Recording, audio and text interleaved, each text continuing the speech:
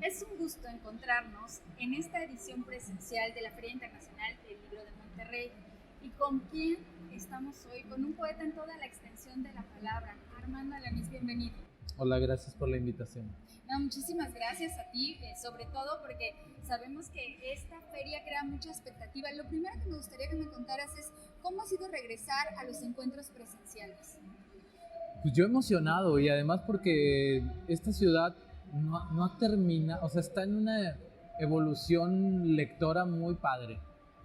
No ha terminado, pero hay un movimiento ahí de escritoras incluso que están reventándola, como decimos acá, y luego toda esta expectativa de la nueva administración de la feria, con toda la visión que tiene la doctora Consuelo y lo que quiere hacer, y es algo que Monterrey se merece, ¿no?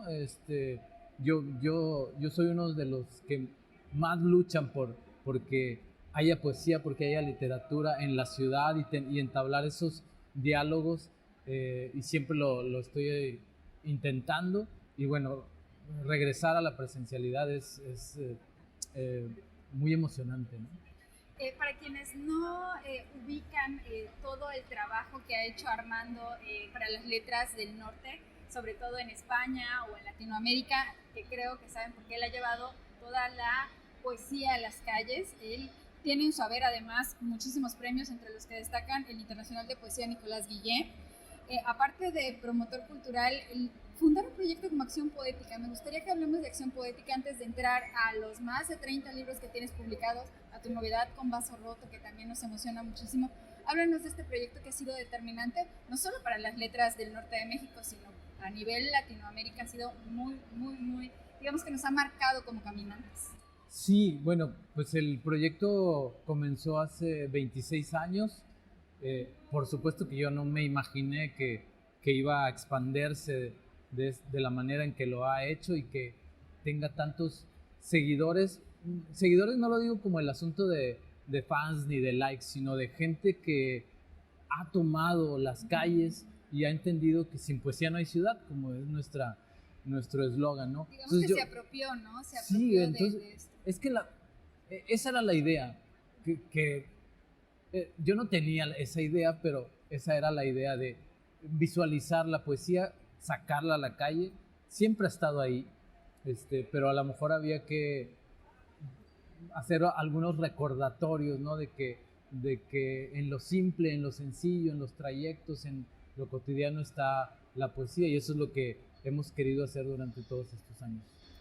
Ahora, podríamos hablar que esta poesía urbana y esto que quieres poner siempre frente a los ojos de los caminantes, ya cuando escribes, ¿cómo se va transformando? ¿Cómo se vuelve el otro diálogo? Tenerlo en las calles, escribir y luego leer en voz alta. ¿Cuál es todo este ciclo poético que transitas? Es un asunto paralelo. Yo desde muy joven decidí que mi vida tenía que estar rodeada de poesía, entonces la comparto, la escribo, la enseño, todo lo que se pueda hacer la vivo, todo lo que se puede hacer con la poesía, y estos ejercicios desde todas las trincheras en las que me encuentre, desde el acto medio vandálico, si quieres llamarlo así, la poesía rebelde. De sacarla a la calle, pero también en los medios de comunicación cuando me ha tocado trabajar, o como funcionario público en asuntos culturales, o como maestro universitario. Siempre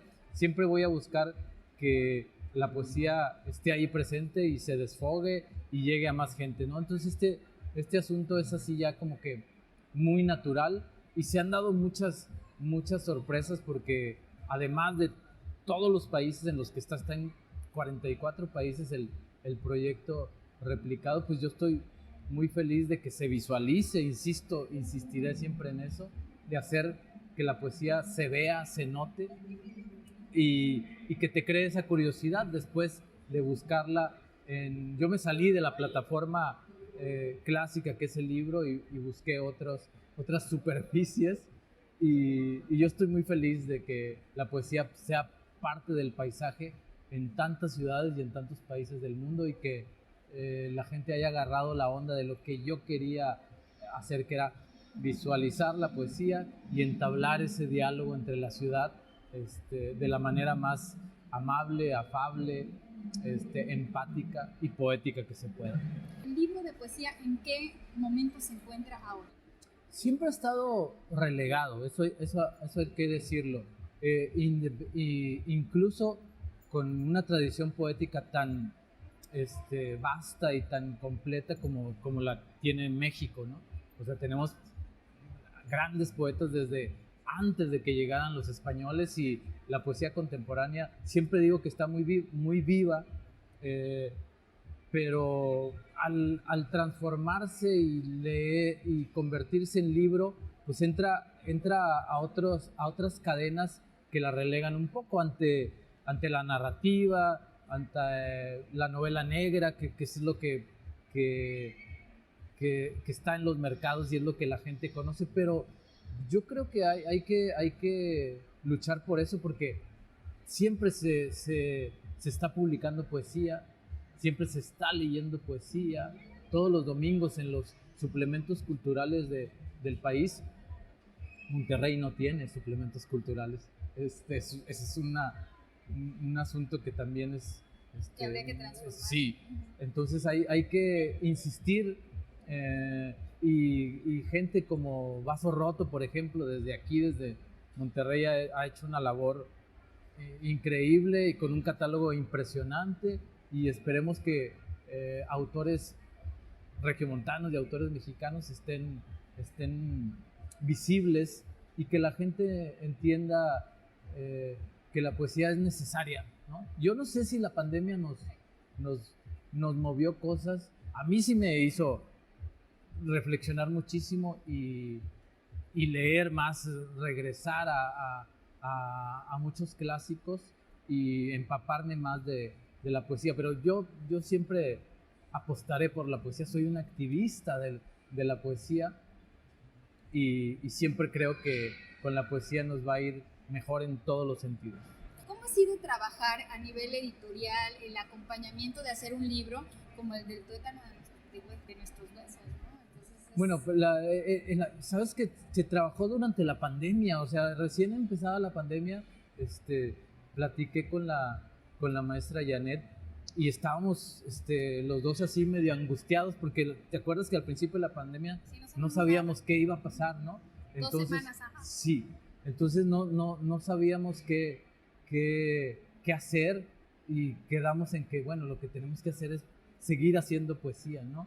Y así empezó la relación. Claro, bueno, yo conozco a la maestra Janet desde hace muchísimos años, me parece una poeta muy potente y de lo mejor que tenemos en el norte y en México, y es todo un honor trabajar con la maestra y con Vaso Roto. Y luego se fue dando el asunto de la edición. Yo tenía este libro ya casi terminado, que eran muchos pedazos, y luego se acomodó muy bien en lo que yo quería decir sobre mi país, porque es un libro que habla sobre México desde mi perspectiva, ¿no? Hice mis puntos torales ahí, que son 4: Juan Rulfo, el maíz, las mujeres poetas mexicanas y los migrantes. Entonces esos 4 referencias creo que construyen al México que yo concibo, o sea, que es un México poético. Y es una maravilla cuando te encuentras con la parte de las plegarias, de las oraciones. Tenía que ver con una poeta norteña que es Enriqueta Ochoa, y a partir de ahí, de este trabajo que tiene ella con las vírgenes terrestres, de ahí salió toda esta idea, y una especie de homenaje claro que me faltaron muchísimas autoras que ya haré un segundo rosario, por llamarlo de alguna manera, y me pareció la manera más hermosa, más honesta. Entonces era un homenaje muy, muy honesto y muy humilde, y muy respetuoso sobre todo, ¿no? ¿Cómo fuiste hilando estos temas? Ya sé, todo es muy rulfiano y todo tiene mucho que ver con homenajes, pero tú tienes una manera muy específica de decirnos pongan atención, ¿no? Yo creo que es obligatorio como mexicanos y como lector universal leer a Rulfo, ¿no? Y esa novela descubrí que no es una novela, que es un libro, a mí me parece que es un libro de poemas, ¿no? Tiene imágenes muy poéticas y a partir de ahí, también este asunto de oración, de letanía, que me gusta mucho para agarrar. Y lo del maíz, bueno, somos hijos del maíz, ¿no? Desde toda esta cosmología antigua que dice que los mexicanos, el hombre nació del maíz, y luego esta aseveración de Octavio Paz que compara al descubrimiento del maíz con los grandes descubrimientos de la humanidad. Entonces, y luego esta consigna que alguna vez se ha dado, que sin maíz no hay país. Entonces, es una mezcla de todo y de todas. Mi abuelo era agricultor y cultivaba maíz, entonces hay muchas referencias, y creo que es uno de los puntos cardinales que marcan a México, ¿no? Y el último era el asunto de los migrantes y las fronteras, ¿no? Que también es un tema que siempre he tocado, que creo que todo se puede poetizar, ¿no?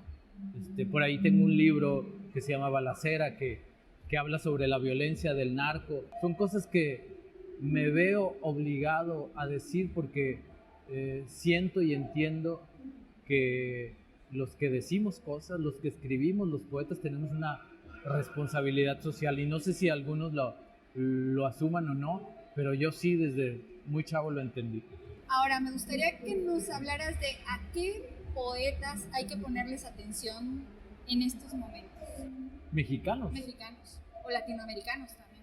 La poesía chilena, y uno de mis referentes es Nicanor Parra, ¿no? O sea, Nicanor Parra me enloqueció, ¿no? Y me hizo hacer cosas muy locas. Un día dije, voy a ir a buscarlo a su casa. Le digo a mi mujer, ahorita vengo, voy a Santiago de Chile, tomé un avión, luego un carro, luego llegué hasta su casa, toqué la puerta. Bueno, fue una aventura que por ahí escribí un cuento muy, muy divertido y muy real sobre mi experiencia de ir con Nicanor Parra, y ese es uno de mis referentes. Pero bueno, yo creo que de los contemporáneos ahorita. En México la generación de los que nacimos en los 60s es una generación ya conformada, y que a mí me gusta mucho, ¿no? Desde Luis Armenta Malpica, Jorge Humberto Chávez, Jeremías Martínez, Jorge Fernández Granados, Mercedes Luna, es una poeta de aquí del norte de Coahuila. No, bueno, sería muy injusto mencionar a muy pocos, pero yo me iría por esa. Hay que darle una revisada a la generación de los nacidos en los 60s y en los 70s en México, que están haciendo cosas muy interesantes y que están luchando por acceder a las editoriales visibles como Vaso Roto, como el Fondo de Cultura, como Planeta, como Era, que por ahí publican cosas, y aprovechar todos los espacios. Las ferias del libro son uno, ¿no? Armando, pues muchísimas gracias por tu tiempo, por tu bondad, por tu libro. Gracias. Y pues aquí tienes un espacio en Publishers Weekly, gracias a la Feria del Libro. Gracias a todos los que siguen esta transmisión, y sobre todo gracias a ti por seguir escribiendo. No, hombre, gracias a ustedes.